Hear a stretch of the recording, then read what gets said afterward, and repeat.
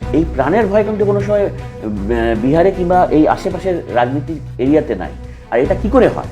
এটা তখনই সম্ভব হয় যখন অ্যাডমিনিস্ট্রেশন যেটা, হ্যাঁ, সেটা becomes an extended organ of the political party.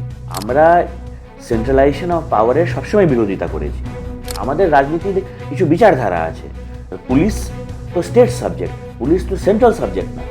বাড়িতে জল আসছে না, আপনার বাড়িতে গ্যাসের কানেকশন আসছে না, আপনার বাড়িতে একটা পাকা ঘর তৈরি করে দেওয়া হবে, আপনার আশেপাশে স্কুল নাই, সেই স্কুল করা হবে, সেটা একটা রাজনীতি, এটা ব্রেড অ্যান্ড বাটারের সাথে যুক্ত আছে।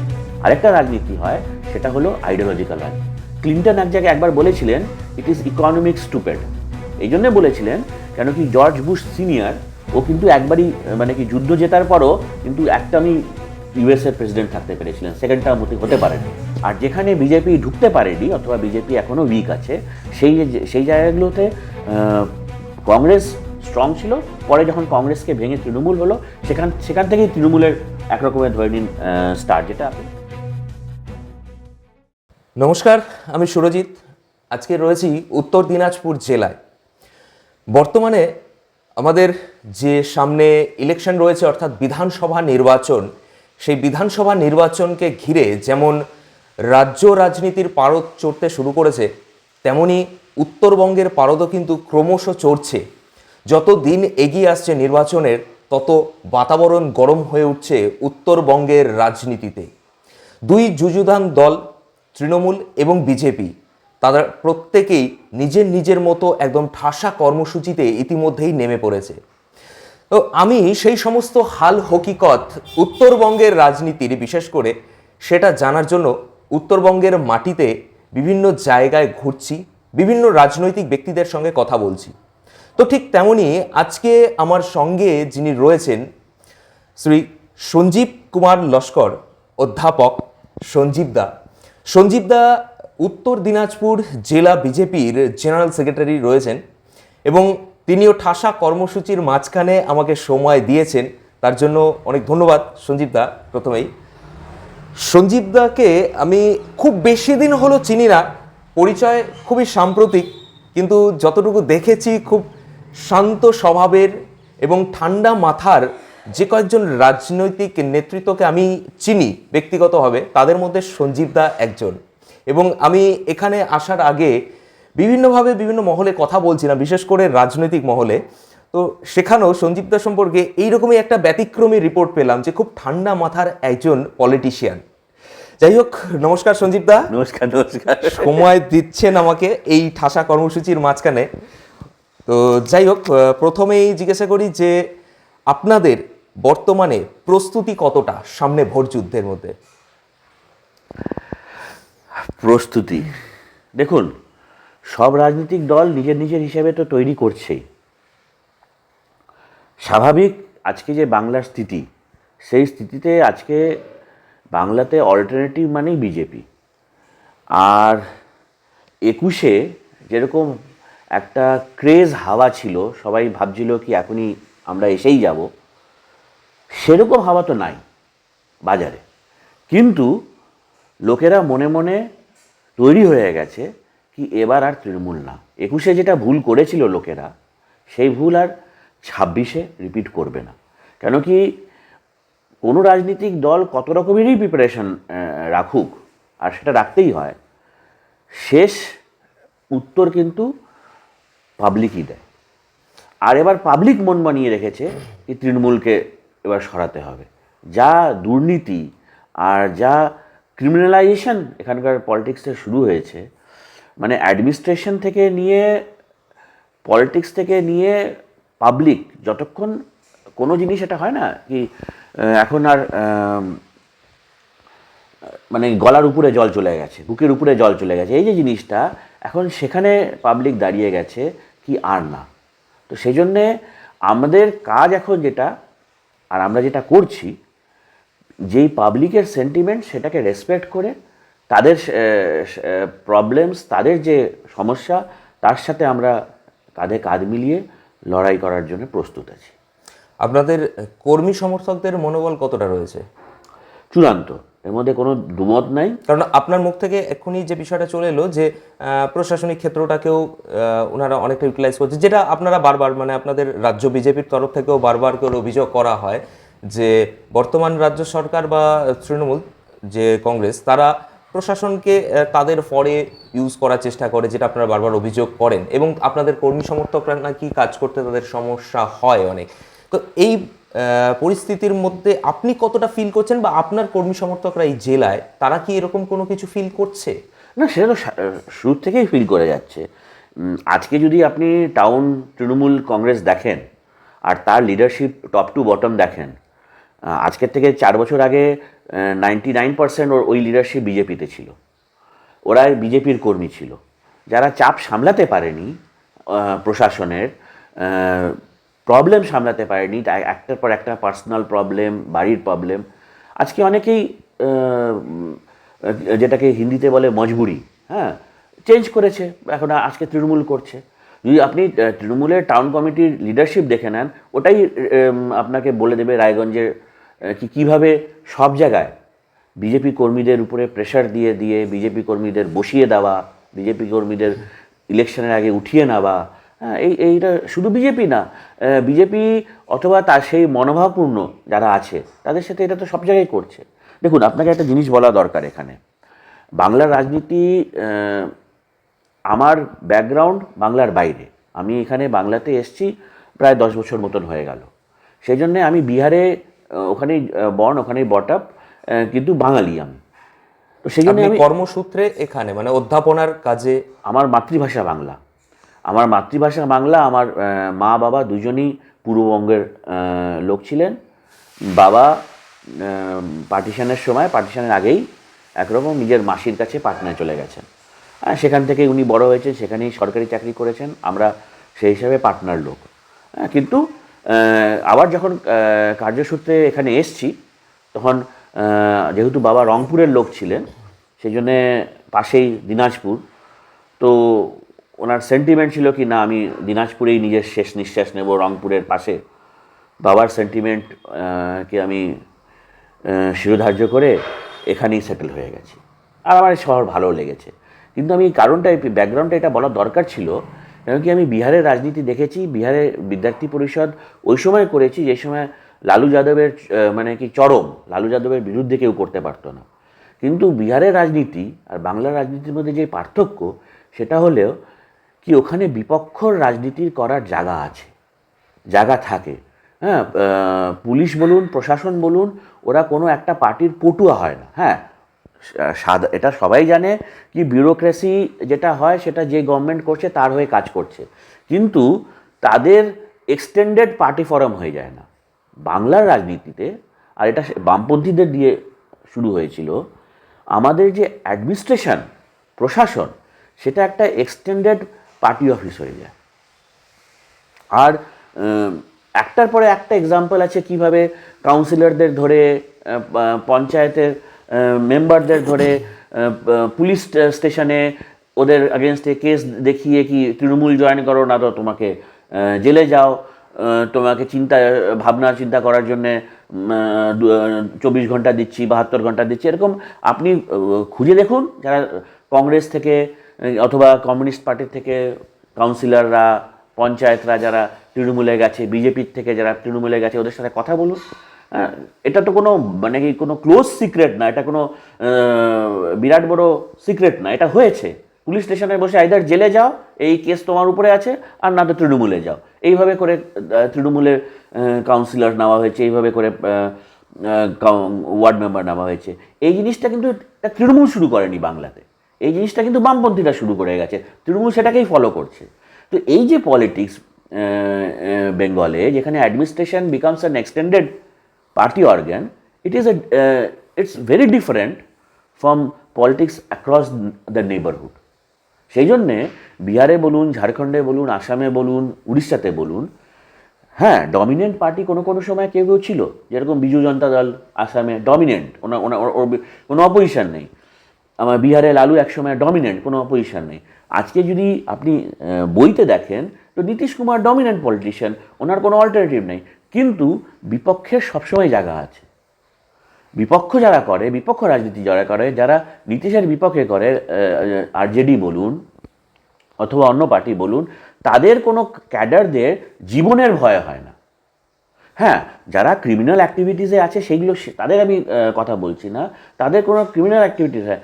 আমি বাঙালি হয়ে আমি বিদ্যার্থী পরিষদ করে পাটনা ইউনিভার্সিটির বিদ্যার্থী পরিষদের ইউনিটির জেনারেল সেক্রেটারি ছিলাম, আমি ইউনিভার্সিটির টপার ছিলাম। আমার কোনো সময় প্রাণের ভয় হয়নি কি আমি পাটনা ইউনিভার্সিটিতে আমি লালুর বিরুদ্ধে আন্দোলন করছি, রাস্তা জাম করছি, ইউনিভার্সিটিতে আন্দোলন করছি, আমার কোনো সময় প্রাণের ভয় ছিল না। আমি ওখানে বিহারিদের মধ্যে একলা বাঙালি। হ্যাঁ, কিন্তু এই রাজনীতি করে আমি কোনো সময় প্রাণের ভয় নিয়ে করতে পারিনি। আজকে দেখুন, প্রেসিডেন্সি বলুন কিংবা কলকাতা ইউনিভার্সিটি বলুন, এখানে এভিবিপি করে। হ্যাঁ, ইলেকশন তো বন্ধই হয়ে গেছে, কিন্তু তার আগে যখন তৃণমূল, যখন কমিউনিস্টরা ছিল, যারা ছাত্র নেতারা করতো, তারা কিন্তু প্রাণের ভয় নিয়ে করতো। এই প্রাণের ভয় কিন্তু কোনো সময় বিহারে কিংবা এই আশেপাশের রাজনীতির এরিয়াতে নাই। আর এটা কি করে হয়? এটা তখনই সম্ভব হয় যখন অ্যাডমিনিস্ট্রেশন যেটা, হ্যাঁ, সেটা becomes an extended organ of the political party. আর এটাতে বেঙ্গলের এটা কালচার বলে নিন, কমিউনিস্টদের ব্যবস্থা বলে নিন, সেটাতেই হয়েছে। সেটা যদি না হতো তো মরিচঝাপি বলুন অথবা ওই বর্ধমানে যে মানে কি ছেলেদের রক্ত দিয়ে ভাত মাকে খাওয়ানো হয়েছে, হ্যাঁ, সেই সাইবাড়ি, এটা কোনো সময় ন্যাশনাল নিউজ হয়নি। মরিচঝাপি তো তাও পরে ন্যাশনাল নিউজ হয়েছে, কিন্তু সাইবাড়ি তো আমি কলকাতাতে, আমি পলিটিক্যালি অ্যাওয়্যার। হ্যাঁ, আমি এই সাইবাড়ির ব্যাপারে কোনোদিন শুনিও নি। আর আমি তো আজকেও বলছি, সেখানে তো একটা অভিযোগ ওঠে বারবার করে যে বর্তমানে তো কেন্দ্রের শাসন ক্ষমতায় আপনারা রয়েছেন, যদি পারেন তো সেই সময় যারা যারা এইগুলোর সঙ্গে যুক্ত ছিলেন, আপনারা যারা এলিগেশনগুলো আনছেন যে ধরনের, তো তাদেরকে কাস্টডিতে নিন, তাদেরকে সিবিআই বা ইডি এখন আপনাদের হাতে রয়েছে, আপনারা তাদেরকে ব্যবস্থা নিন। সেটা তো করতে পারছে না, এমন অভিযোগ কিন্তু ওঠে। দেখুন, যারা বলার জন্য তারা বলতে পারে। বর্তমানে তৃণমূল কংগ্রেসও কিন্তু এমন বিষয়গুলো সামনে আনছে, যেরকম আপনারা যখন পোস্ট পোল ভায়োলেশনের অভিযোগগুলো আনেন, তখন তো বলছে যে এমন যদি বৃহত্তর বিষয় বলেন আপনারা, তাহলে বারবার তৃণমূল কংগ্রেসের একাধিক নেতৃত্ব বলেছে 356 জারি করে দিন, দেখি, বা এরকম বিষয়। দেখুন, এটা তো সব জিনিসের একটা ব্যবস্থা থাকে। তো আমরা তো বিপক্ষের রাজনীতি করে আজকে বিজেপি এখানে এসছে। আমাদের সিদ্ধান্তগত ধারাতে যখন আমাদের সংবিধান রাজ্য আর কেন্দ্র আলাদা আলাদা করে তাদের দায়িত্ব আর তাদের ক্ষমতা দিয়েছে, আমরা সেন্ট্রালাইজেশন অফ পাওয়ারের সবসময় বিরোধিতা করেছি। আমরা স্টেট রিঅর্গানাইজেশনের সবসময় পক্ষ রয়েছি। আমাদের রাজনীতির কিছু বিচারধারা আছে, যারা যেখানে পুলিশ তো স্টেট সাবজেক্ট, পুলিশ তো সেন্ট্রাল সাবজেক্ট না। তো পুলিশ যখন দেওয়া হয়েছে, কিসের জন্য দেওয়া হয়েছে? যে স্টেটের কাছে এই ক্ষমতা থাকা দরকার কি স্টেটের ভিতরে যে ক্রাইম হচ্ছে সেগুলোকে থামা যাক। আপনি যখন কথায় কথা ওঠালেন, তাহলে আমি কন্টিনিউ করি। এই যে 21-এর পরে পোস্ট পোল ভায়োলেন্স হয়েছে, স্টেট তো সেখানে ফেল হয়েছিল। স্টেট ফেল ছিল বলেই কোর্টের নির্দেশে সিবিআই ওর মধ্যে তদন্ত করছে। আর সিবিআই তদন্ত করছে বলেই আপনি যদি একটার পর একটা কেস উঠিয়ে দেখে নেন, কতজন অভিযুক্তের উপরে ওদের প্রপার্টি কুর্কি হয়েছে, কতজন জেলে আছে, হয়েছে। সেটা যদি না হতো, তাহলে আজকে বিজেপির পক্ষে যে লোক আছে যারা আওয়াজ উঠাতে পারছে, আপনার ওই পুরনো কোশ্চেনে যাচ্ছে, কর্মীরা কীভাবে আছে? কর্মীরা আছে, তারা 200 জনের উপরে আমাদের কর্মীদের মেরে দেওয়া হয়েছে। কিন্তু সিবিআই যে পোস্ট পোল ভায়োলেন্সগুলো তদন্ত করছে, তার উপরে প্রোগ্রেস চলছে বলেই কর্মীদের বিশ্বাস আছে কি আমাদের বিরুদ্ধে করতে পারবে না। দেখুন, যদি মানে কি আমি অ্যাজ এ অ্যাকাডেমিশিয়ান আমি যদি চেঞ্জ করি হ্যাট, আজকে বিজেপিকে কারা ভোট দিচ্ছে? বিজেপির যে আজকে তৃণমূল আর বিজেপির প্রায় 40%, মানে তৃণমূল 2-3% বেশি, আমরা 2-3% কম। এই যে ভোট পার্সেন্টেজ 40%-এর কাছাকাছি আমরা পৌঁছে গেছি, হ্যাঁ, বাংলার রাজনীতিতে, সেটা কোথা থেকে এসছে? কত বছর পুরনো? অভিযোগ ওঠে বামের ভোট রামে এসছে, সেটা স্বাভাবিক। হ্যাঁ, তো আমিও সেটাই মানি। আমার মানে অ্যাকাডেমিক্যালি সেটাই আমি মাটিতে দেখতে পারি, কারা যারা বামকে ভোট দিত তারাই আজকে বিজেপি। সেই জন্য যেখানে যেখানে আগে বামেরা স্ট্রং ছিল, সেখানেই দেখবেন আজকে বিজেপি স্ট্রং হয়েছে। কিন্তু বিজেপির ক্ষেত্রে একটা বলা হয় যে বিজেপির নাকি আইডিওলজিক্যাল এনিমি কমিউনিস্ট মেন্টালিটিকে ধরা হয়, সেটাতে পরে আসছি। আমি এখন সাধারণ ভোটারের কথা বলছি। তাহলে বামের ভোট যে রামে চলে যাচ্ছে, আপনি যে বিষয়গুলো আমি আনছি সেটা আনছি। দেখুন, রাজনীতি দুই লেভেলে খেলা হয়। একটা হচ্ছে ডে টু ডে রাজনীতি। আপনার বাড়িতে জল আসছে না, আপনার বাড়িতে গ্যাসের কানেকশন আসছে না, আপনার বাড়িতে একটা পাকা ঘর তৈরি করে দেওয়া হবে, আপনার আশেপাশে স্কুল নাই, সেই স্কুল করা হবে, সেটা একটা রাজনীতি যেটা ব্রেড অ্যান্ড বাটারের সাথে যুক্ত আছে। আরেকটা রাজনীতি হয়, সেটা হলো আইডিওলজিক্যাল রাজনীতি। দুটোর মধ্যে পার্থক্য আছে।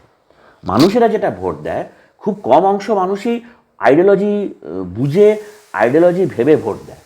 হ্যাঁ, bread and butter becomes the prime motivator যখন লোকেরা ভোটের বাক্সে ভোট যায়। কোনো সময় সেই জিনিসটা ডিফারেন্ট হয়, কিন্তু ম্যাক্সিমাম সময় bread and butter is the most important thing. Clinton এক জায়গায় একবার বলেছিলেন, ইট ইজ ইকোনমিক স্টুপেড। এই জন্যে বলেছিলেন কেন কি জর্জ বুশ সিনিয়র, ও কিন্তু একবারই মানে কি যুদ্ধ জেতার পরও কিন্তু একটা আমি ইউএসের প্রেসিডেন্ট থাকতে পেরেছিলেন, সেকেন্ড টার্ম হতে পারেননি। তো ইকোনমিক্স অলওয়েজ ম্যাটার। হ্যাঁ, কেন কি সেটা হচ্ছে ব্রেড অ্যান্ড বাটারের সাথে যুক্ত, সেটা মানুষের দিনখানা মানুষের সাথে এটা এই রাজনীতি যুক্ত। তো আমি যেটা বলছিলাম, বিজেপির ভোট পার্সেন্টেজ যে বেড়েছে, আর যেখানে যেখানে পুরনো বামেরা স্ট্রং ছিল যেখানে, সেই জায়গায় আজকে দেখবেন বিজেপি স্ট্রং আছে রিলেটিভলি। আর যেখানে বিজেপি ঢুকতে পারেনি অথবা বিজেপি এখনও উইক আছে, সেই জায়গাগুলোতে কংগ্রেস স্ট্রং ছিল। পরে যখন কংগ্রেসকে ভেঙে তৃণমূল হলো, সেখান থেকেই তৃণমূলের একরকমের ধরে নিন স্টার, যেটা আপনি একরকমের ধরতে পারেন কলকাতা প্রেসিডেন্সি, তার এরিয়া, তার আশেপাশের এরিয়াগুলো। তো এখন এই যে এরা এসছে আমাদের দিকে, ভোটাররা আমাদের দিকে এসছে, তো তাদের যে ডে টু ডে অপোজিশন, তাদের কাদের সাথে ছিল? তারা যারা আগে কংগ্রেস করতো এখন তৃণমূল করে, তাদের সাথে ছিল। তো যখন এই বামেদের ক্ষমতা শেষ হয়ে গেছে, বামেদের ক্ষমতা নাই কি তাদের প্রোটেক্ট করতে পারবে, তাদের যে ইলেকট্রোরেট ছিল তাদের প্রোটেক্ট করতে পারবে, তারা অনস্ল্যাট ফেসেছে তৃণমূলের এক লিডারশিপ যা সঙ্গে সঙ্গে এসছে। হ্যাঁ, কিছু তো বামের যেগুলো মানে কমিউনিস্ট ভাষাতে যাদের বলে লম্পেন এলিমেন্টস, ক্রিমিনাল টাইপের যারা ছিল, তারা তো সঙ্গে সঙ্গে সিন্ডিকেট যাদের বলবেন, তারা তো রাতারাতি তৃণমূল হয়ে গেছে। কারণ কি সেখানে তারা এখন প্রোটেকশন পাবে, সেটা হয়ে গেছে। যারা পুরনো তৃণমূল করতো তারাই হয়তো কোথাও হারিয়ে গেছে। এটা আমি লোকাল পলিটিক্সের কথা বলছি, আমি বড় বড় নেতাদের কথা বলছি না। তো এই লোকাল পলিটিক্সে যখন এই জিনিসটা হয়েছে, তখন অবভিয়াসলি এই যারা কালকে অবধি বামের প্রোটেকশনে ছিল, দে ওয়ার লাইক অরফেন্স। ওদের এখন সিস্টেম, ওরা either they have to adjust with the current system or they are now in the opposition. Opposition কাকে ভোট দেবে? অপোজিশন তো বাম বলে কোনো জিনিসই আর নাই। তো ওই অপোজিশনের স্পেস পশ্চিমবঙ্গের ক্ষেত্রে বিজেপি নিয়ে নিয়েছে। তো যখন অপোজিশনের স্পেস বিজেপি নিয়ে নিয়েছে, তখন 100% তো আর শিফট হয় না, কিন্তু একটা বিরাট বড় অংশ শিফট হয়ে গেছে, যাদের আইডিওলজি দিয়ে কোনো আসা যাওয়া ছিল না। যারা যেটা বললেন না কি কমিউনিস্ট অ্যান্ড বিজেপির প্রতিদ্বন্দ্বিতা আছে, দেখুন প্রতিদ্বন্দ্বিতা, এটা ক্রিয়েটেড প্রতিদ্বন্দ্বিতা, এটা বামের ন্যারেটিভের প্রতিদ্বন্দ্বিতা। যদি আপনি ইকোনমিক ফিলোসফি বলেন, হ্যাঁ, ইকোনমিক যেটা আমাদের ভাষাতে যেটাকে আমরা স্বদেশী বলি, হ্যাঁ, আমরা যদি আমাদের বিজেপির যে ইকোনমিক, আমাদের যে ফিলোসফি, আমাদের সবচেয়ে বড় ফিলোসফি কে দিয়ে গেছেন আমাদের বিজেপির জন্য? যদি ফিলোসফিক্যাল গাইড কেউ থাকে, সে হচ্ছে দীনদয়াল উপাধ্যায়জি, পণ্ডিত দীনদয়াল উপাধ্যায়জি। ওনার যে ইন্টিগ্রাল হিউম্যানিজম, একাত্ম মানববাদ, হ্যাঁ, যেটাতে আছে কি হর হাত কো কাম, হর ক্ষেত কো পানি, হ্যাঁ, এটা কি লেফটের আইডিওলজি থেকে খুব বেশি ডিফারেন্ট? হ্যাঁ, তো যদি যেটা আমরা লেফট যেটাকে বুঝি আর যেটাকে পপুলার পার্লেন্সে আমরা বুঝতে চেষ্টা করি, আমাদের আইডিওলজি ওখানেই ডিফারেন্স কি আমাদের জন্য নেশন ফার্স্ট। নেশনের জন্য যেটা দরকার, হ্যাঁ, সেটা ফার্স্ট। যদি নেশনের দরকার আমাদের ভারতের ছোট ছোট কৃষকদের বাঁচাবার জন্যে, হ্যাঁ, তো সেটা আমাদের জন্য ইম্পর্টেন্ট। যদি আমাদের দেশের জন্য দরকার কি আমরা এইভাবে এনভায়রনমেন্ট সাস্টেন করি যাতে স্টার্ট আপস তৈরি হতে পারে, যাতে কালকে যখন পৃথিবীতে ভারতীয় স্টার্ট আপ, ভারতীয় কোম্পানিরা সারা পৃথিবীকে কন্ট্রোল করবে, তাহলে আমরা ক্যাপিটালিস্ট, তখন আমরা লেফট না। কারণ কি আমরা ক্যাপিটালদের এনকারেজ করছি। আমাদের জন্য নেশন ফার্স্ট। আমাদের জন্য আজকে রাশিয়া এত বড় বড় ওয়েপন্স বানায়, হ্যাঁ, কিন্তু অস্ত্রশস্ত্র ছাড়া এরকম কোনো রাশিয়ান প্রোডাক্ট আছে, কোনো রাশিয়ান কোম্পানি আছে যে সারা ওয়ার্ল্ডে তাকে জানে? ছোট ছোট দেশ, সাউথ কোরিয়া, স্যামসাং পুরো ওয়ার্ল্ডে ডমিনেট করে। নোকিয়া এখন শেষ হয়ে গেছে, ফিনল্যান্ড, নোকিয়া ওখান থেকে বেরিয়ে এসে সারা ওয়ার্ল্ডে ডমিনেট করে। আমাদের টাটা, আমাদের দেশের টাটা, আমাদের দেশের আম্বানি, আমাদের দেশের আদানি, কত বিশ্বে কত জায়গায় কোম্পানি আছে। এয়ারটেল পুরো আফ্রিকাতে একরকমের one of the biggest telecommunication network এর মধ্যে এয়ারটেল। এটা কিভাবে সম্ভব হয়েছে? কেন কি আমরা ক্যাপিটালিস্টদের যতক্ষণ না আমরা ওই পুঁজিদের হেল্প করব, তাদের বিজনেস ইনেবলিং এনভায়রনমেন্ট তৈরি করব, ততক্ষণ আমাদের পভার্টি এলিভেশন হবে না। কিন্তু তার সাথে সাথে অতখানি সত্যি কি আমাদের ছোট উদ্যোগ যারা আছে, ছোট কৃষি যারা আছে, তাদেরও আমাদের প্রোটেক্ট করতে হবে। তাদের আমরা বাজার খুলে দিতে পারি না, তারা সেই কম্পিটিশনে আসতে পারবে না। তো সেই জন্যে আমাদের যদি মানে কি বলবো, আমাদের যদি ইকোনমিক ফিলোসফি হয়, আমাদের যদি কোনো ফিলোসফি হয়, আমাদের প্রথম ফিলোসফি হচ্ছে নেশন ফার্স্ট। আর সেই নেশন ফার্স্ট করতে গেলে যা যা দরকার সেগুলো করব। সেই জন্য আমরা কোনো মানে ক্যাপিটালিজম ভার্সেস কমিউনিজমের ডিবেটের মধ্যে আমরা ঢুকিই না। ওটা আমাদের জন্য একটা false debate. Market cannot decide everything. হ্যাঁ, অ্যাট দ্য সেম টাইম হ্যাঁ, আমাদের কি বলবো, লোককে ভয় দেখিয়ে কি এরা সব লুটে নেবে, সেটাও হয় না। আপনি ভারতের ইতিহাস দেখে নিন, যেটাকে মহাত্মা গান্ধী যেটাকে বলছে অনেক জায়গায়, উনি যে ওনার যে ইকোনমিক ফিলোসফি অন্তোদয়, হ্যাঁ, কি ভাই, যতক্ষণ না আমি লাস্ট ম্যানের উপরে যে লাইনে দাঁড়িয়ে আছে তার ব্যাপারে যতক্ষণ না ভাবছি, আমরা কতই প্রোগ্রেস করিনি, তার যখন কন্ডিশন যতক্ষণ না ঠিক হবে, ততক্ষণ আমাদের দেশ আগে বেরাতে পারবে না। তো আজকে তো এত বছর কংগ্রেস গভর্নমেন্ট করলো, কিন্তু রেশন ফ্রি সবার জন্যে, যাতে গরিব কেউ না খেয়ে না মরতে পারে, এটা তো কিন্তু আমাদের নরেন্দ্র মোদী সরকারই করলো। মা বোনেদের জন্যে বাথরুমের কত দরকার, হ্যাঁ, একটা বাথরুম দরকার, সেটা কিন্তু নরেন্দ্র মোদী পারলে লালকিল্লার উপরে দাঁড়িয়ে এসে, প্রধানমন্ত্রী এসে বলতে পারছে কি লোকের বাথরুম দরকার। এটা তো ভদ্রলোকের সমাজে আমরা কথাই বলি না কি বাথরুম দরকার। ঠিক, এবার এই প্রসঙ্গে একটু লোকাল পলিটিক্সের দিকে চলে আসি। তো আপনি যেগুলো বিষয়গুলো নিয়ে আসলেন সামনে, যে প্রথমে ব্রেড অ্যান্ড বাটারের একটা প্রলোভনের কথা বললেন, তারপরে পরবর্তীতে চলে আসলো যে আমাদের এই নরেন্দ্র মোদী সরকারের বিভিন্ন রকমের যে চিন্তাভাবনা, ছোট ছোট বিষয় যে একদম গ্রাউন্ড লেভেলে যারা বিলং করে, তো সেই সমস্ত আম আদমি যাদেরকে বলা হয়, তাদের জন্য যে চিন্তাভাবনা। তো এখানে ঠিক একদম লোকাল পলিটিক্সের ক্ষেত্রে আমরা দেখলাম যে রাজ্যে বাজেট হলো, মমতা বন্দ্যোপাধ্যায় বাজেট প্লেস করলেন, থার্ড টার্মের একদম লাস্ট বাজেট তার এটা হলো।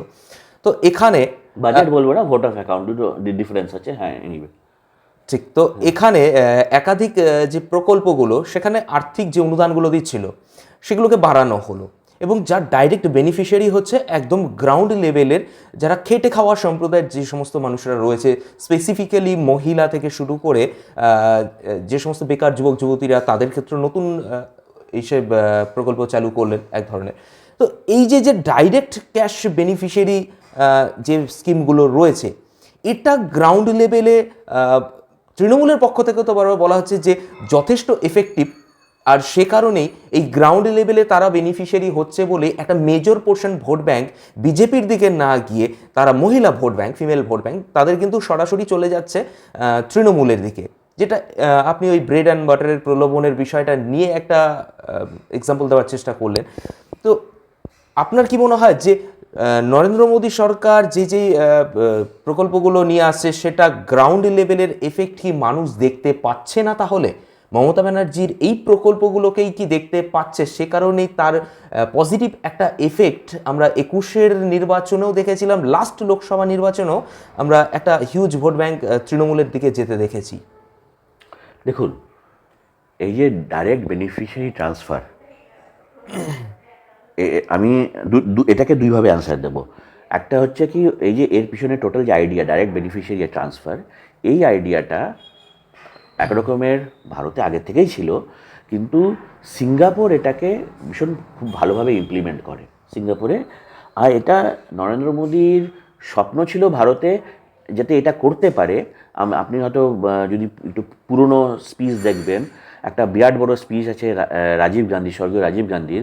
উনি সেখানে এক্সাম্পল দিচ্ছিলেন কি যদি দিল্লির থেকে 1 টাকা বেরায়, হ্যাঁ, তো সেটা একজন মানে কি সাধারণ মানুষের জন্য যদি বেরায়, সে হয়তো 10 পয়সা পায়। আর কিভাবে? মাঝখানে রাস্তাতে কারাপশানে ওই 1 টাকার থেকে বাকি 90 পয়সা খেয়ে নেয়। এটাকে বন্ধ করার জন্যেই, হ্যাঁ, প্রথমে ওনারও ওই যে একটা স্কিম ছিল কি সবাই ব্যাঙ্ক অ্যাকাউন্ট খোলা দরকার। হ্যাঁ, এই যে ইকোনমিক ইনক্লুশন, এটা কিন্তু নরেন্দ্র মোদীর স্বপ্ন। আর নরেন্দ্র মোদী এটাকে ইমপ্লিমেন্ট করতে পেরেছে বলেই আজকে এই ডাইরেক্ট বেনিফিশিয়ারির গল্পটা হচ্ছে। ডাইরেক্ট বেনিফিশিয়ারির কথা যেটা, সেটা দরকার আমাদের মতন দেশে। দেখুন, ব্রেড অ্যান্ড বাটার যেটা হচ্ছে না, আমাদের দেশ গরিব দেশ, হ্যাঁ, বড় লোকেরাও আছে কিন্তু ম্যাক্সিমাম পপুলেশন গরিব দেশ। কিন্তু একটা জিনিস মনে রাখতে হবে কি, আপনি কাউকে ফ্রিতে দিতে শুরু করেন, হ্যাঁ, এত বেশি যদি দিয়ে দেন, সে কাজ করা ছেড়ে দেবে, তখন কিন্তু দেশের প্রবলেম হবে। পশ্চিমবঙ্গের কেসে, আমি অন্য রাজ্যতেও বলছি, direct beneficiary is a reality in Indian politics. দিল্লিতে যেখানে আমাদের কেজরিওয়াল সরকার ছিল, আমরা তখন ওখানে দিল্লির জনতাকে প্রতিশ্রুতি দিলাম কি আমরা কেজরিওয়াল যদি 1000 টাকা দেয় তো আমরা 3000 টাকা দেবো। এটা কালকে আমাদের বিরোধী দলের নেতা বললেন কি আমরা যদি আসি তো সেটাকে অন্নপূর্ণা যোজনাকে আমরা আরও আগে 3000 টাকা করে দেবো। হ্যাঁ, তো এটা তো আমরা কোনো সময়ই বলছি না কি আমরা সেটাকে বন্ধ করে দেবো। হ্যাঁ, এটা আজকের রাজনীতিতে, এটা আজকের ভারতের রাজনীতির কেসে this is become a reality. আমাদের গভর্নমেন্ট যেখানে আছে, লাডলি বেহনা যোজনা, হ্যাঁ, আজকে যে আমাদের মধ্যপ্রদেশের সাকসেসফুল মুখ্যমন্ত্রী শিবরাজ সিং চৌহানকে বলা যেতে পারে, শিবরাজ সিং পপুলারিটি ওখান থেকেই ছিল। হ্যাঁ, আলাদা আলাদা জায়গায় মাতারি বন্দনা যোজনা ছত্তিশগড়ে, হ্যাঁ, মহারাষ্ট্রতেও সেরকমই কিছু স্কিমের নাম আছে। কিন্তু যেটাকে লক্ষ্মীর ভাণ্ডার বলছেন, এই লক্ষ্মীর ভাণ্ডার তো এটা তো না কি মমতা ব্যানার্জি শুরু করেছে। হ্যাঁ, উনি আশেপাশে দেখে ওর পরে এখানে উনি এই নামে শুরু করেছিলেন। তৃণমূলের তরফ থেকে অভিযোগ উল্টো করা হয়। ঠিক আছে, আপনি ওটা দেখে নেন, তৃণমূলের তরফ থেকে যাই করা হোক, হ্যাঁ, তৃণমূল তো ভারতের স্বচ্ছ ভারত থেকে নির্মল বাংলা করে চালাচ্ছে। কেন্দ্রের কতগুলো প্রকল্প যেগুলোতে কেন্দ্রের পয়সা আসে, 60% উপরে পয়সা আসে, সেগুলোকে এখানে নাম চেঞ্জ করে চালানো হচ্ছে। আর যেগুলো 100% প্রকল্প, যেগুলো 100% কেন্দ্র ফান্ডিং করে, সেগুলোকে এখানে শুরুই করতে দেয়নি। আজকে দেখে নিন স্বাস্থ্যসাথী কার্ড আর আমাদের প্রধানমন্ত্রীর যে আয়ুষ্মান ভারত যোজনা, তার ডিফারেন্স দেখে নিন। আজকে আয়ুষ্মান ভারত পায় না বলে আমাদের বাঙালি বড় বড় চিকিৎসা করতে যখন বাইরে যায়, আমাদের রাজ্যের বাইরে যায়, ওদের কি অবস্থা হয়? পয়সা থাকে না। হ্যাঁ, এই আয়ুষ্মান যদি থাকতো তো সারা ভারতে যে চিকিৎসা করার ব্যবস্থা ছিল। হ্যাঁ, তো কিছু কিছু তো ইগোর জন্য আমাদের দেশকে, রাজ্যকে শেষ করে দিচ্ছে। সেরকমই আমাদের বিশ্বকর্মা যোজনা এখানে চালুই হতে দেয়নি। হ্যাঁ, আর যেটা ডিজিটাল ইন্ডিয়া, সেটাকে দুয়ারে সরকার, সে ডিজিটাল ইন্ডিয়ার দিকে খরচ কি পুরো পশ্চিমবঙ্গ উঠাচ্ছে নাকি? কেন্দ্র থেকে পয়সা আসছে না। আমাদের রেশন যেটা দিচ্ছে, সেটার খরচ কোথার থেকে ওঠাচ্ছে? রেশন সেন্ট্রাল গভর্নমেন্টের পয়সা থেকে আসছে না।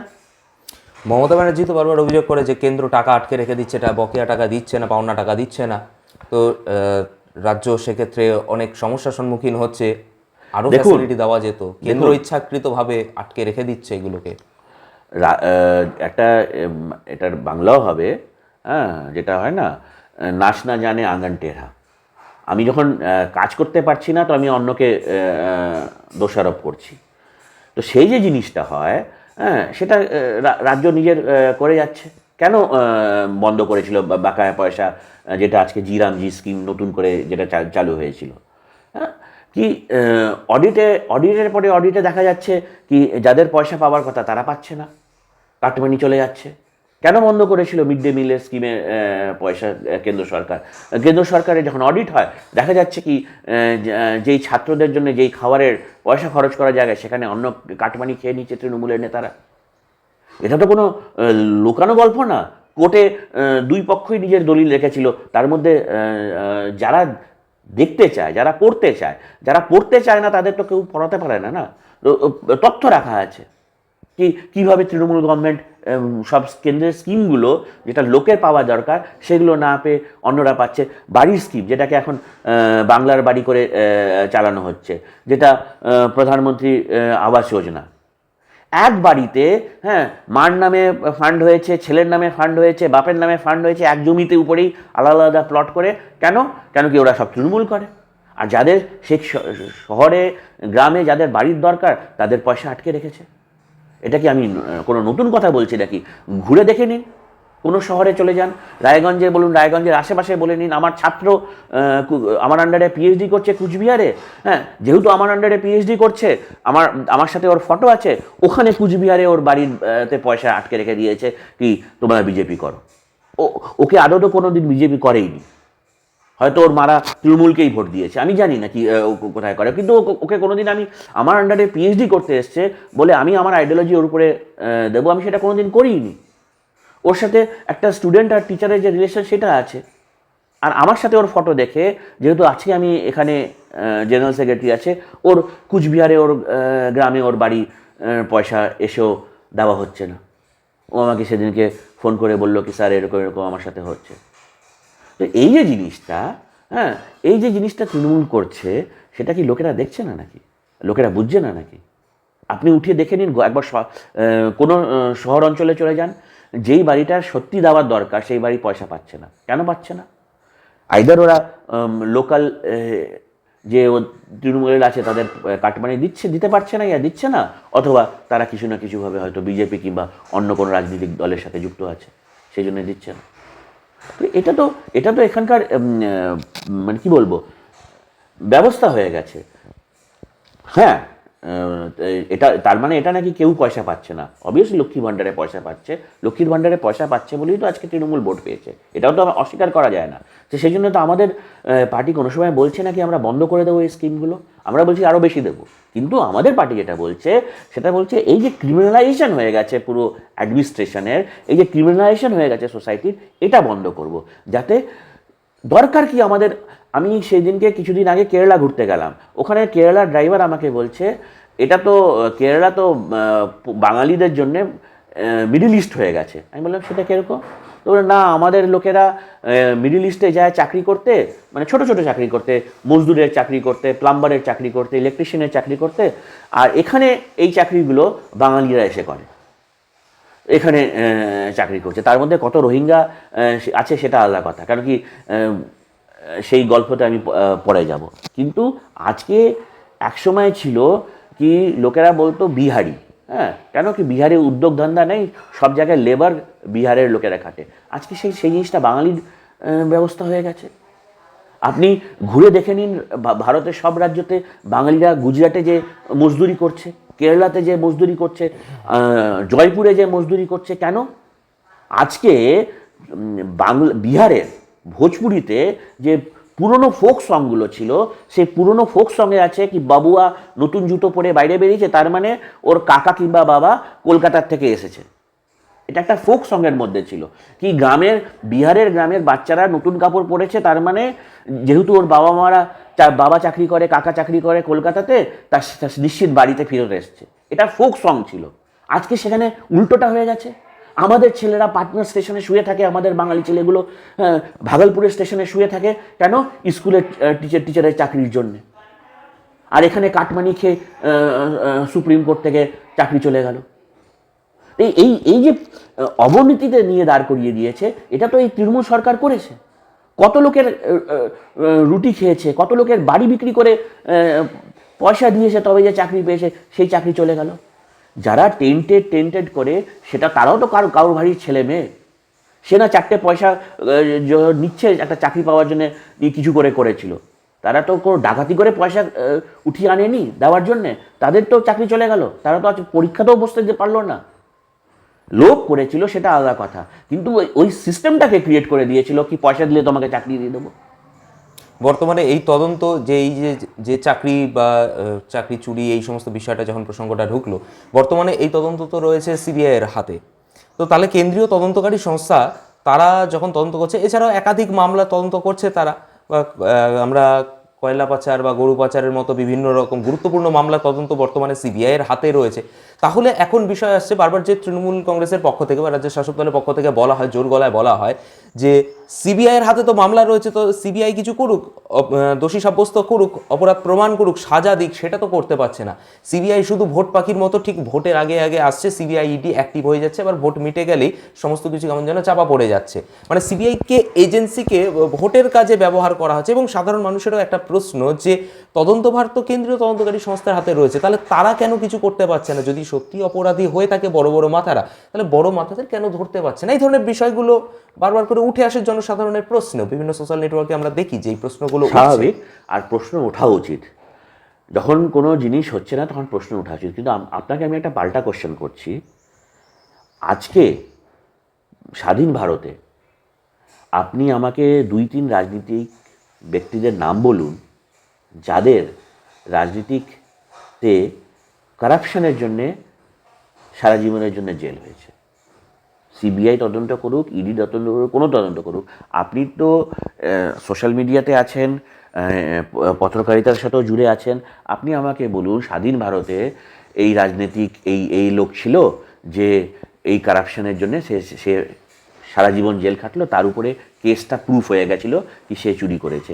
এরকম আপনি কেন্দ্রতে বলুন, রাজ্যতে বলুন, এরকম আপনি আমাকে 2-4 জন পলিটিশিয়ানের নাম বলুন। এই কারণে তো অভিযোগটা এরকম উঠছে যে বর্তমানে তো বিজেপি সরকার ক্ষমতায় রয়েছে, যারা সুশাসনের কথা বলে। আরে শুনুন, বর্তমানের কথা বলছি না।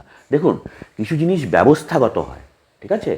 আমরা সুখরাম, যিনি টেলিকম ঘোটালার কথা বলছেন, সুখরাম অবধি পৌঁছেছিলাম, কিন্তু সুখরামকেও কোনো কোর্ট কিন্তু ধরতে পারেনি। তার পিছনে কারণ আছে। দেখুন, কারণ যেটা হচ্ছে এগুলো তো ইকোনমিক ক্রাইম। তো ইকোনমিক ক্রাইম ধরতে গেলে আপনাকে মানি ট্রেল ধরতে হবে, কি পয়সা কার হাত থেকে কার কাছে গেছে, কার কাছ থেকে কোথায় গেছে। বিদেশে যেটা হয়, যেহেতু সব কিছু অনলাইন ট্রানজ্যাকশনের মাধ্যমেই বেশি হয়, ক্যাশ ট্রান্সফার হয় না। এখানে তো ক্যাশ উঠিয়ে মাটির নিচে পুঁতে দেওয়া যেতে পারে। যেখানে হয় না সেখানে এরকম ইকোনমিক ক্রাইম ধরা ইজি। আপনাকে একটা এক্সাম্পল দিচ্ছি। শিকাগোর শহরে একটা বিরাট বড় মাফিয়া ছিল, তাকে কিন্তু মার্ডারের কেসে ধরতে পারেনি, তাকে কিন্তু ইনকাম ট্যাক্সের ফ্রডেই ধরেছিল। আমেরিকার যে সবচেয়ে বড় মাফিয়া ছিল তাকে কিন্তু মার্ডার করেছে কিংবা কাকে বন্দুক দেখিয়েছে সেই সব কেসে কিন্তু কোনো সময় ধরতেই পারেনি। এই জন্য ধরতে পারেনি কারণ কি সবার মুখ বন্ধ হয়ে যেত। ওকে ধরেছিল ইনকাম ট্যাক্সের ফ্রডের কেসে, সেইভাবে ওকে জেলে নিয়ে যেতে পেরেছিল। আমাদের সিবিআইর বলে দেওয়া খুব ইজি হয়, কিন্তু যেটা at the end of the day যেটা হয় সেটা হচ্ছে কি মানি ট্রেল আমরা করতে পারি না। এত বড় দেশ, আমি এটা আমি মানে কাউকে ডিফেন্ড করার জন্য বলছি না, আমি এটা এই জন্য বলছি কারণ কি আমাদের বুঝতে হবে কোনো জিনিস ভ্যাকুয়ামে ক্রিয়েট হয় না। যদি সেটাই হতো, এরকম যদি আমাদের দেশের ট্রেডিশন হতো, সুখরাম বলুন কিংবা ওই কি বলবো তামিলনাড়ুর রাজনীতিক যারা 2G 5G স্ক্যামেগুলো যে ছিল, তার মানে আইদার আমাদের দেশে কোনো স্ক্যামই হয়নি, নরসিংহ রায়ের সময় ইউরিয়া আসলো না, পয়সা চলে গেল। এই অভিযোগ তো বারবার ওঠে যে সিবিআইকে বারবার যখন যে কেন্দ্রে ক্ষমতায় থাকে তারা সেই জায়গাটা ম্যানিপুলেট করার চেষ্টা করে বিভিন্ন রকম তদন্তের বিষয়গুলোতে। দেখুন, আর যেটার উপর ভিত্তি করেই বর্তমানে কিন্তু রাজ্যে আপনি দেখবেন যে সেটিং তত্ত্ব বলে একটা তত্ত্ব উঠছে যে এটা মাথা ধরতে পারছে না, তার মানে কি সেটিং হয়ে রয়েছে। এটা ফালতু কথা। দেখুন,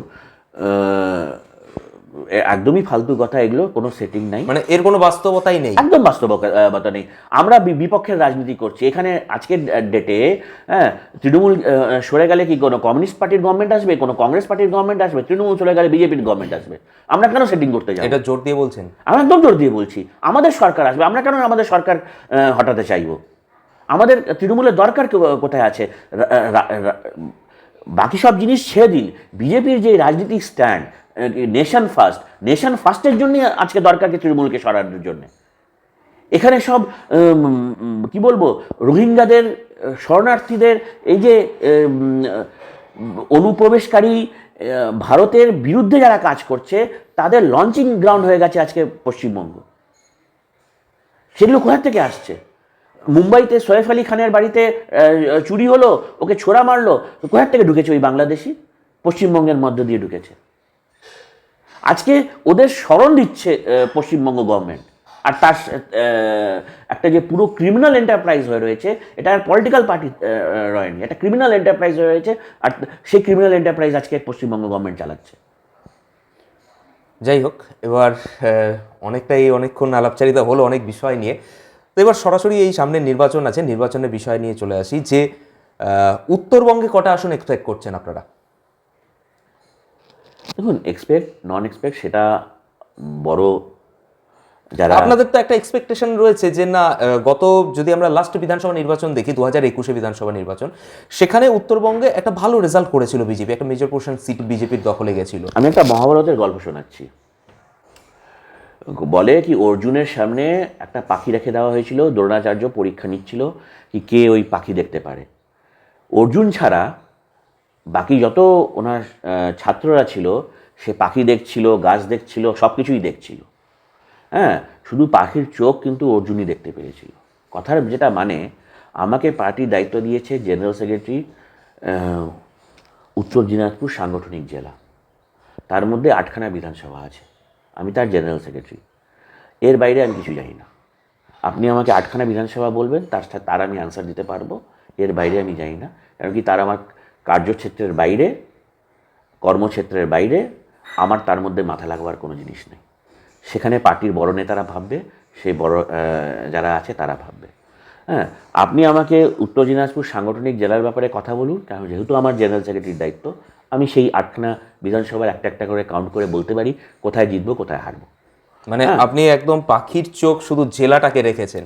আমার যা দায়িত্ব আমি তার মধ্যে আমার মাথা আছে, তার বাইরে আমার কোনো মাথা নেই। হ্যাঁ, তো এই 8খানা যে বিধানসভা আমাদের ইসের মধ্যে আসে, তার মধ্যে আমি আপনাকে বলছি কম করলে 4খানা, আর ভালো করলে 6খানা আমরা জিতছি, 7খানা তো জিততেও পারি। ঠিক, তাহলে আপনার জেলা নিয়ে আসি।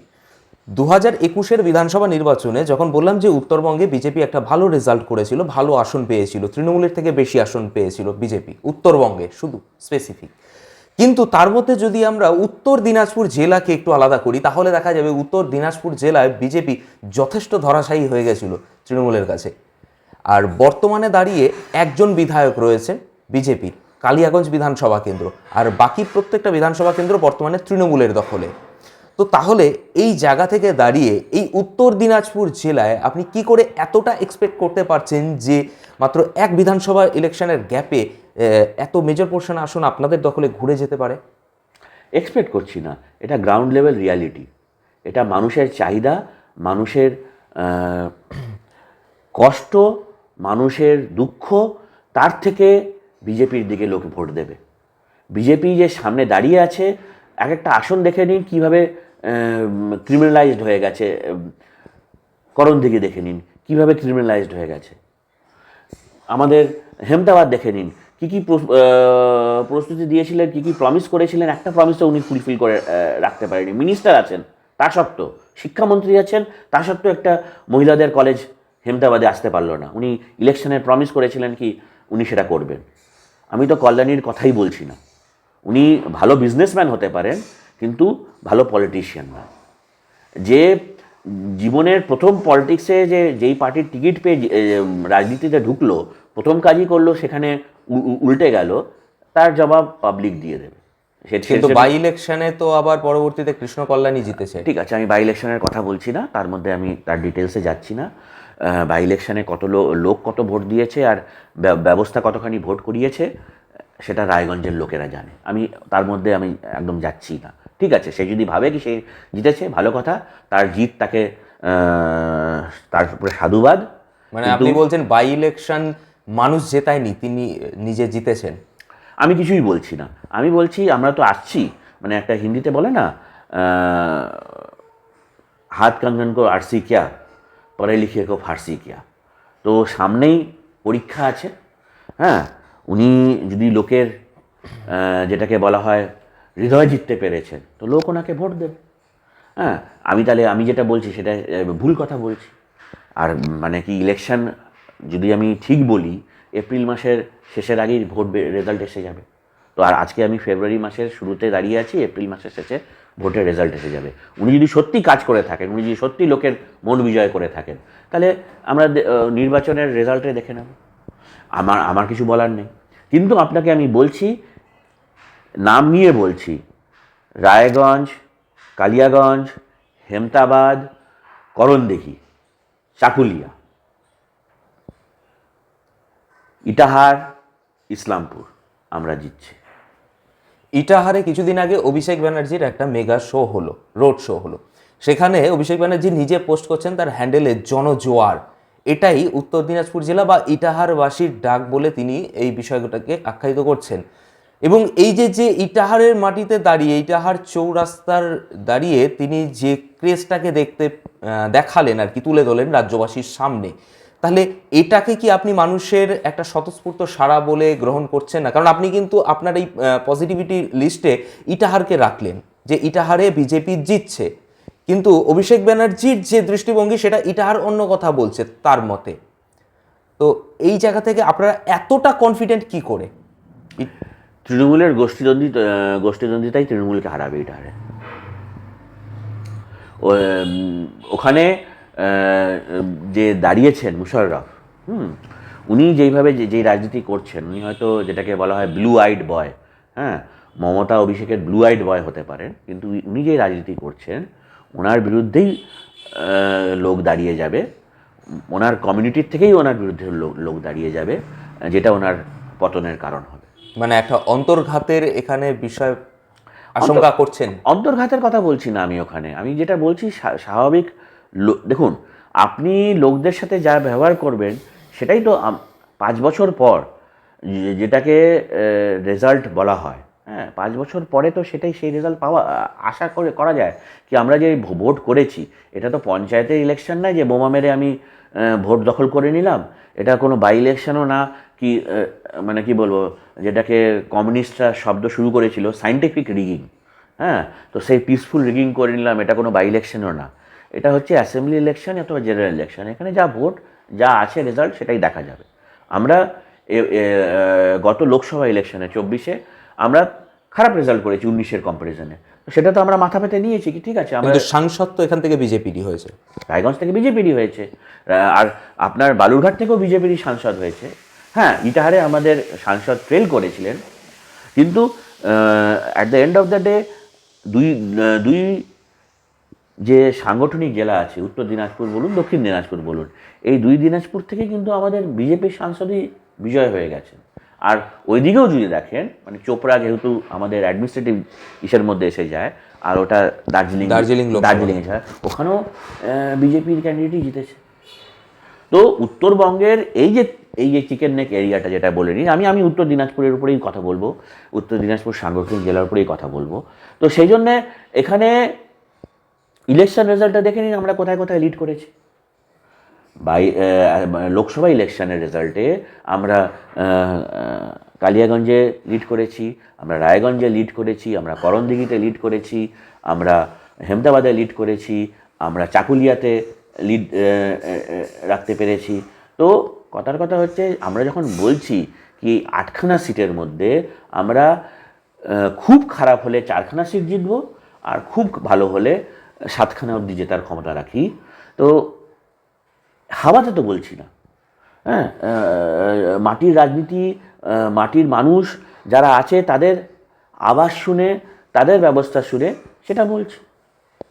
আপনাদের এখানে যে সমস্ত বিধানসভা কেন্দ্রগুলো রয়েছে উত্তর দিনাজপুর জেলার মধ্যে, সেখানে একাধিক জায়গা রয়েছে, খুব ভাইটাল পয়েন্ট রয়েছে যেখানে রেলওয়ে কোনো কানেক্টিভিটি নেই, সেরকম ডেভেলপমেন্ট পৌঁছয়নি। যেমন সাম্প্রতিক যে রায়গঞ্জ লোকসভা কেন্দ্রের সাংসদ কার্তিক পাল, তিনি ঘোষণা করলেন যে এরকম একটা রুট স্যাংশন হয়েছে রায়গঞ্জ ডালখোলা ভায়া ইটাহার হয়ে গাজলের একটা, তিনি প্রস্তাবিত এই বিষয়টা নিয়ে প্রেসও করেছেন। তো সেখানে ইটাহার একটা বড় পয়েন্ট, যেখানে অভিষেক ব্যানার্জি কিছুদিন আগে রোড শো করেছিলেন, তো সেই ইটাহারও রেল কানেক্টিভিটির মধ্যে আসছে। তাছাড়াও একাধিক জায়গা রয়েছে, যেরকম হেমতাবাদ বিধানসভা, যে হেমতাবাদ প্রপার, সেখানে কোনো রেলওয়ে কানেক্টিভিটি নেই। বা রেলওয়ে কানেক্টিভিটি একটা ডেভেলপমেন্টের, ওভারঅল ডেভেলপমেন্টের ক্ষেত্রে একটা বিশাল ভূমিকা পালন করে। এরকমই যদি আমরা আরও বিধানসভা ক্ষেত্রগুলোতে দেখি, সেখানে অনেক ভাইটাল জায়গা রয়েছে। কি চিন্তা ভাবনা রয়েছে আপনাদের এই জায়গাগুলোকে ডেভেলপমেন্টের বা কানেক্টিভিটি? দেখুন, কার্তিকদার আগে দেবশ্রীদি, দুজনই অথক পরিশ্রম করছেন এই রায়গঞ্জ লোকসভা কেন্দ্র যদি আপনি দেখেন তাদের উন্নয়নের জন্যে। আর কেন্দ্র থেকে যত রকমের কার্তিকদা যে এইমসের জন্য যে দৌড়াদৌড়ি করছেন, হ্যাঁ, যে কেন্দ্রীয় স্তরের নেতৃত্বের সাথে যে দেখা করছেন, আমাদের রেল কানেক্টিভিটি নিয়ে উনি যা করছেন, চোপড়াতে যে চোপড়া বলছি, আমাদের কানকি মানে চাকুলিয়া, চারজনে যে রেল কানেক্টিভিটির ওখানে স্টেশনের ব্যবস্থা করা নিয়ে, ওর পরে ওখান থেকে যদি আগে যাই, ওনার যে এখন কিছুদিন মধ্যে আপনি হয়তো শুনেছেন কি বামনগ্রামেও স্টপ দেবে, রাধিকাপুরের যে ট্রেনটা আছে বামনগ্রামে স্টপ দেবে। হ্যাঁ, আর যেটা আপনি বললেন মানে বেঙ্গল টু বেঙ্গলের মধ্যে ইটাহারের থেকে নিয়ে রায়গঞ্জ, ডালখোলা, ওর পরে আপনার গাজলের যে কানেক্টিভিটির কথাটা যেটা আসছে, মালদার থেকে যে কানেকশনের কথা, এই যে কাজগুলো করছেন উনি, এগুলো তো পাবলিক দেখতে পাচ্ছে না। আর দেখুন, কোথাও এই যে ব্যাঙ্গালোরের ট্রেন দেওয়া হলো, এগুলো তো একদিনে হয় না, এগুলোর পিছনে অনেক রকমের প্রজেক্ট তৈরি হয়, অনেক রকমের ক্যালকুলেশন হয়, অনেক রকমের ক্যালকুলেশন মানে কোনো জিনিস শুরু করার আগে তার যে রিসার্চ করা হয়, যে তার যে ব্যবস্থা দেখা হয়, এগুলো কল্পনা পরিকল্পনা একদিনে তো তৈরি হয় না। কিন্তু হ্যাঁ, আমাদের এমপি সেই জন্য যে লবি করছেন কেন্দ্রতে, সেটাও তো আমরা দেখতে পাচ্ছি। আর তার প্রচেষ্টার জন্যই তো সেটা হচ্ছে। সে দিনরাত তার জন্য যে চেষ্টা করে যাচ্ছেন, তার জন্য যে খেটে যাচ্ছেন, সেটা যদি উনি না করতেন তাহলে তো এটা সম্ভব হতো না।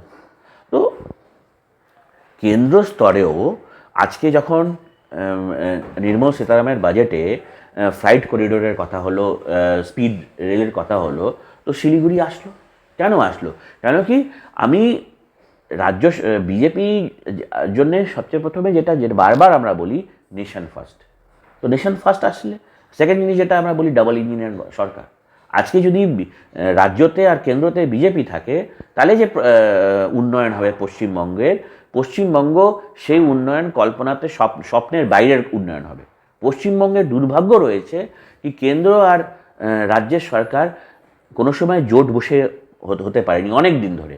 যখন কেন্দ্রতে কংগ্রেস ছিল তখন বামেরা ছিল, এখন কেন্দ্রতে বিজেপি আছে, তো এখানে তৃণমূল আছে। তো যে ডাবল ইঞ্জিনের কথা বলি, ডাবল ইঞ্জিন না থাকার জন্যে হ্যাঁ পশ্চিমবঙ্গে অনেক কাজ হতে পারেনি এই জন্য হতে পারেনি কেন কি রাজ্য সরকার নিজের পেটি ইগোর জন্যে সেই জিনিসগুলো আসতে দেয়নি। যেটাকে আপনাকে এখনই এক্সাম্পল দিলাম, কতগুলো স্কিম হ্যাঁ রাজ্য সরকার জমি দিচ্ছে না বলে কেন্দ্র সরকারের সেই পরিকল্পনাগুলো শুরু হতে পারছে না। তো এই সাধারণ রায়গঞ্জের মধ্যেই দেখুন না, এই যে জঞ্জাটের প্রবলেম, হ্যাঁ ওভারব্রিজের কথা, আন্ডারপাসের কথা, কত রকমেরই তো কথা হচ্ছে, কেন হতে পারছে না? At the end of the day যে জিনিস রেলওয়ে বলছে কি ভাই আমি খরচ করে দেবো, তো আমার এই জিনিস দরকার, ইচ্ছা করে তার মধ্যে রাজ্য সরকার অথবা আমাদের এখানকার প্রশাসন সেই জিনিস হতে দেবে না, যেটাতে পাবলিকের বেনিফিট হবে।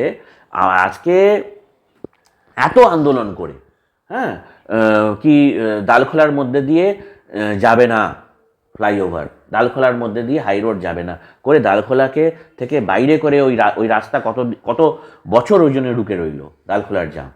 আজকে যখন ফ্লাইওভার হয়েছে, ডালখোলার বিজনেসগুলোর কি অবস্থা হয়েছে? ওই ফ্লাইওভার যদি ওই রাস্তার উপর দিয়ে যেত তাহলে বা বিজনেস এর কী অবস্থা হতো? আজকে এখন সাইডে চলে গেছে ওর ফ্লাইওভার, আজকের ওই বিজনেসের কী অবস্থা হয়েছে? তো ঠিক আছে, যেখানে যেখানে হতে দেয়নি, হ্যাঁ টুনিদিঘি জাম, ওখানে একটা ফ্লাইওভারের দরকার ছিল, টুনিদিঘিতে হতে দেয়নি। এই যে কেন্দ্র সরকারের প্রোগ্রামগুলো, কেন্দ্র সরকারের প্রজেক্টগুলোকে কিছুভাবে রুখে দেব, কিছুভাবে থামিয়ে দেব, এই যে একটা কি বলবো, এই নেগেটিভ কম্পিটিশন করে স্টেট গভর্নমেন্ট, আর তার জন্য আমাদের রাজ্যের এই অবস্থা। এটা আমি তৃণমূলকে দোষ দিচ্ছি না, এটা লিগেসি প্রবলেম। বামেদের সময়ও সেই জিনিসই হয়েছে, সেটার জন্য লিগেসি প্রবলেম। সেটা না হলে আজকে প্রিয়রঞ্জন দাস মুন্সির যে স্বপ্ন ছিল, সেই প্রিয়রঞ্জন দাস মুন্সি কংগ্রেস আমলেই পুরো হয়ে যেতে পারত। এটা তো ওই নেগেটিভ পলিটিক্সের জন্য এখানে উন্নয়ন হতে পারেনি। উত্তরবঙ্গ এমনি পড়ে রয়েছে পিছনে, তার মধ্যেও যদি আমাদের বড় নেতারা এখান থেকে কিছু আনতে চেষ্টা করেছে, তো রাজ্য তাকে থামিয়ে দিয়েছে। রাজ্যে ডাবল ইঞ্জিন সরকার আসলে যদি প্রত্যাবর্তন না হয়, যদি পরিবর্তন হয়, ধরে নিলাম, কারণ প্রত্যাবর্তন হবে না পরিবর্তন হবে সেটা মানুষ ঠিক করবে, জনগণের রায় সেটা ঠিক হবে সামনে ইলেকশনে। ধরে নিলাম যে পরিবর্তন হচ্ছে, আপনার কথা অনুযায়ী ডাবল ইঞ্জিন সরকার বসছে, তাহলে আপনার জেলার জন্য কি কি ডেভেলপমেন্ট চিন্তাভাবনা আপনাদের তরফ থেকে রয়েছে বা জেলাবাসীর জন্য রয়েছে? দেখুন, সবচেয়ে প্রথমে যেটা হচ্ছে, কোনো জেলার বিকাশের জন্যে কানেক্টিভিটি দরকার। আর একটা দরকার হচ্ছে যেটাকে বলা হয় কোনো একটা কি ইন্ডাস্ট্রি, কি ইনপুট, যেটা তার ইকোনমিকে চেঞ্জ করে দেবে। রায়গঞ্জের জন্যে রায়গঞ্জ বিশ্ববিদ্যালয় মমতা সরকারির করা, অথবা এইমস এখান থেকে নিয়ে যেয়ে এখানে super speciality hospital, medical college করা। আপনি যদি রায়গঞ্জের, মানে আমি শুধু রায়গঞ্জ শহরের কথা বলছি, আমি জেলার কথা বলছি না এখানে, রায়গঞ্জ শহরের ডেভেলপমেন্ট যদি দেখেন, তো এই দুটো একটা ইম্পর্টেন্ট ফ্যাক্টর হয়েছে। তো এই দুটো হওয়ার জন্যে অনেক কিছু চেঞ্জ হয়ে গেছে রায়গঞ্জে। ডেমোগ্রাফিও চেঞ্জ হয়েছে, কীরকম লোকেরা আসে সেটাও চেঞ্জ হয়েছে, কীরকম বিজনেস এখানে ডেভেলপ করছে সেটাও চেঞ্জ হয়েছে। রায়গঞ্জ যেটা এই লাস্ট ধরে নিন এই 10 বছরে যে রায়গঞ্জের গ্রোথ হয়েছে, হ্যাঁ, সেটাতে একরকমের ইনপুটের হিসেবে কাজ করেছে ইউনিভার্সিটিটা আর মেডিকেল কলেজটা। এখানে যদি তার জায়গায় এইমস হতো, হ্যাঁ, তার জায়গায় যদি একটা সেন্ট্রাল ইউনিভার্সিটি হতো, তাহলে আপনি কল্পনা করুন কত মাল্টিপ্লিকেশন প্লায়ার এফেক্ট হবে। মানে আপনার হিসাবে যে যদি ডাবল ইঞ্জিন সরকার রাজ্যে আসে, তাহলে উত্তর দিনাজপুর জেলাবাসীর জন্য অন্যতম একটা প্রতিশ্রুতি হিসাবে আমরা ধরতে পারি এইমসকে, তাই তো? প্রতিশ্রুতি না, এটা তো আমাদের যেটা দীর্ঘদিনের একটা স্বপ্ন ছিল। উত্তরবঙ্গে এইমস আসছে, তার মধ্যে কোনো দুমত নেই। তো উত্তরবঙ্গে এইমস আসছে, এখন উত্তরবঙ্গে কোথায় আসছে, হ্যাঁ, সেটার মধ্যে হয়তো দ্বন্দ্বটা থাকতে পারে, কিন্তু উত্তরবঙ্গে এইমস আসছে। রায়গঞ্জের থেকে, রায়গঞ্জের বাসিন্দা হওয়ার হিসাবে আমাদের রায়গঞ্জের সাংসদ কার্তিকদা যেভাবে কাজ করে যাচ্ছেন, সেভাবে আমাদের বিশ্বাস কি রায়গঞ্জে এইমসে আসবে। আর শুধু রায়গঞ্জে এইমস আসবে না, এইমসের ছাড়াও অনেক জিনিস দরকার। এইমস দিয়েই সব কিছু হয়ে যাবে সেটা না, কিন্তু হ্যাঁ, ওটা একটা আমাদের টার্নিং পয়েন্ট হবে, যেটা আমাদের ইকোনমিকে গ্রোথ করার জন্য হেল্প করবে। দেখুন, at the end of the day industries ছাড়া গ্রোথ হবে না, হ্যাঁ, কিন্তু ইন্ডাস্ট্রি কীরকম হবে? Agro industry. আমাদের এখানে যে দিনাজপুরের যে মাটিতে যে জিনিস উৎপাদিত হয়, সেটা যদি ইন্ডাস্ট্রিতে কনভার্ট না হয়, তো লোকের এমপ্লয়মেন্ট হবে না। আমাদের অ্যাগ্রো ইন্ডাস্ট্রি দরকার, তার সাথে সাথে অনেক রকমের জিনিস দরকার। ছোটো ছোটো আপনাকে এক্সাম্পল দিচ্ছি। কোনো সেন্ট্রাল ইউনিভার্সিটি, শান্তিনিকেতনের অনেক পিছনে ইতিহাস আছে, সেটা আমি বলতে চাই, দীর্ঘায়িত হয়ে যাবে তার বিষয়টা। হ্যাঁ, তো কোনো সেন্ট্রাল ইউনিভার্সিটি, সেটা এইমস হোক কিংবা সেন্ট্রাল ইউনিভার্সিটি হোক, কোনো একটা ম্যানেজমেন্টের ইনস্টিটিউট হোক, কোনো একটা ইঞ্জিনিয়ারিং ইনস্টিটিউট হোক, সেগুলো তখনই সাকসেসফুলি রান করতে পারবে যখন কমিউনিকেশন নেটওয়ার্ক খুব ভালো থাকবে। কেন কি, এক্সপার্ট আসবে বাইরের থেকে, হ্যাঁ, যদি ফ্লাইট থেকে সে নেবে, ডাইরেক্ট ইউনিভার্সিটির মধ্যে না ঢুকতে পারে, তাকে যদি 5 ঘন্টার 3 ঘন্টার রাস্তায় জার্নি করতে হয়, তার মানে কোনো কোনো সময় তো এরকম অবস্থা হয় কি প্লেনের টিকিটের থেকে বেশি ট্যাক্সি খরচ হয়ে যায়, তো সেখানে লোক আসবে কী করে? তো এখানে এইমস বলুন, এখানে সেন্ট্রাল ইউনিভার্সিটি বলুন, এগুলো তখনই সাকসেসফুল হবে যখন আশেপাশে কোথাও এয়ারপোর্ট হবে। গাজলে এয়ারপোর্ট হলো, মালদাতে 2.5 ঘন্টার মধ্যে। গাজল হলে কি হবে কি, দেখুন, কোনো আমাদের উত্তর দিনাজপুর যখন ডেভেলপমেন্টের জিনিস দেখছেন, তো কোন সার্কেল কোথায় মধ্যে ফিট হবে? ইসলামপুর শিলিগুড়ি সার্কেলের মধ্যে, শিলিগুড়ি জলপাইগুড়ি সার্কেলের মধ্যে ফিট হবে। কিন্তু রায়গঞ্জ কালিয়াগঞ্জকে যদি আপনি দেখতে চান, তো রায়গঞ্জ, কালিয়াগঞ্জ, বালুরঘাট, গঙ্গারামপুর, গাজল, মালদা, এগুলোকে একটা সার্কেল হিসেবে ভাবতে হবে। তো যখন আমি নেটওয়ার্ক কমিউনিকেশনের কথা বলছি, এখানে যদি সেন্ট্রাল ইউনিভার্সিটি হয়, এখানে যদি এইমস হয়, এখানে যদি এরকম টাইপের কর্মসংস্থা হয়, তো এখানে একটা আশেপাশে কোথাও এয়ারপোর্টের দরকার আছে। এগুলো যদি না হয়, তাহলে এইগুলো সাকসেসফুলি রান হবে না। এখানে ওরকম লোক আসবে না, বাইরের থেকে লোক আসতে পারবে না। দেখুন, এডুকেশন পুরো এরিয়া যেটা, সেটা মেডিকেল সায়েন্স বলুন, ম্যানেজমেন্ট বলুন, এটা নর্মাল এডুকেশন বলুন, এটা যতক্ষণ না কী বলবো ওয়ার্ল্ডের সাথে কানেক্টেড থাকবে, ততক্ষণ কিন্তু পিছনে হয়ে যাবে। আজকে নিউ ইয়র্ক যত ব্যাঙ্গালোরের সাথে কানেক্টেড, তার থেকে কম কানেক্টেড আপস্টেট নিউ ইয়র্কের রাজ্যগুলো, জায়গাগুলো। সেই জন্য আপস্টেট নিউ ইয়র্ক বলে আমরা কোনো জায়গায় জানি না। নিউ ইয়র্ক কিন্তু একটা রাজ্য, নিউ ইয়র্ক একটা শহর না আমেরিকাতে, কিন্তু ওরা কানেক্টেড না। হ্যাঁ, নিউ ইয়র্ক শহর ব্যাঙ্গালোরের থেকে বেশি কানেক্টেড, নিউ ইয়র্ক শহর মুম্বাই থেকে বেশি কানেক্টেড, সারা বিশ্বের থেকে বেশি কানেক্টেড। কিন্তু নিউ ইয়র্কের ভিতরে বেলফাস্ট বলে একটা জায়গা আছে, অ্যালবানি হচ্ছে নিউ ইয়র্ক রাজ্যের রাজধানী, সেটা তার সাথে ওরকম কানেকশন নেই। সেই জন্য বাকি নিউ ইয়র্কের ব্যাপারে আমরা জানি না। তো তো কানেক্টিভিটি দরকার, আর কানেক্টিভিটি কোনো সময় ভ্যাকুয়ামে হয় না। তো এই পুরো এরিয়াটা বালুরঘাট, গঙ্গারামপুর, কালিয়াগঞ্জ, রায়গঞ্জ, গাজল, এই মালদা, এই যে জিনিসটা, এই চত্বরটা, এই চত্বরকে একসাথে ভেবে ডেভেলপমেন্ট করা দরকার। যদি কোথাও এইমস হয় তো কোথাও কেন্দ্রীয় ইউনিভার্সিটি দরকার, কোথাও এয়ারপোর্ট দরকার, তবে উন্নয়ন হবে। রেল কানেক্টিভিটি দরকার, হ্যাঁ, তবেই উন্নয়ন হবে। মানে ওভারঅল ইনফ্রাস্ট্রাকচার ডেভেলপ করতে গেলে প্রথম কানেক্টিভিটি, নেক্সট হেলথ, এডুকেশন এবং কিছু ইন্ডাস্ট্রিয়াল হাব, এগুলোর স্বাভাবিক স্বাভাবিক সেখান থেকেই স্টার্ট আপ শুরু হবে, সেখান থেকে অন্য অন্য বিজনেস শুরু হবে। তো যাই হোক, আপনারা শুনলেন অধ্যাপক সঞ্জীব কুমার লস্কর, যিনি উত্তর দিনাজপুর জেলার বিজেপির জেনারেল সেক্রেটারি রয়েছেন। তো তার একটা কর্মব্যস্ত সময়ের মাঝখানে আমাকে সময় দিলেন, অনেক ধন্যবাদ আরও একবার জানাবো। এবং আপনাদেরকে বলছি যে আমি উত্তর দিনাজপুর জেলায় এরকম আরও যারা নেতৃত্বরা রয়েছেন তাদের গ্রাউন্ড লেভেলে কী কী অ্যাক্টিভিটি রয়েছে, শাসক থেকে বিরোধী, সমস্ত কিছু তুলে ধরার চেষ্টা করব আপনাদের সামনে, আপনাদের সঙ্গে প্রতি মুহূর্তে। এবং আজকের এই ভিডিওটা যদি ভালো লাগে তাহলে অবশ্যই শেয়ার করবেন, লাইক করবেন এবং সঙ্গে থাকুন। পরবর্তী ভিডিওতে অবশ্যই দেখা হচ্ছে। নমস্কার। ধন্যবাদ সাহেবদা।